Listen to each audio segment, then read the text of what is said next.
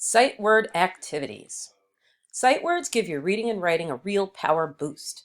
While we're working from home, you can continue learning sight words. Sight word search. Find sight words in the world. Look on a cereal box or a birthday card. You can even play for points. Each word equals 1 point.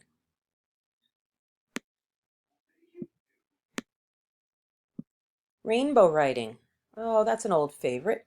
Practice writing sight words by writing them in different colors. Say the words and letters out loud as you write. Sight word sentences. How many sight words can you fit in one sentence? 2? 3? Write your sentences and circle the sight words. Sight word memory game. Make your own memory game. You can use index cards or cut pieces of paper into the same size. Then write each sight word you're studying on 2 cards. You need 2 cards of each word.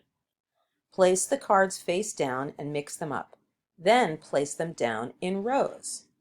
See if you can find a match turning 2 cards over at a time. When you get a match, say the word out loud and use it in a sentence. Sight word go fish. Use the cards you made to play go fish. You'll need another person to play with on that one. Sight word frog hop.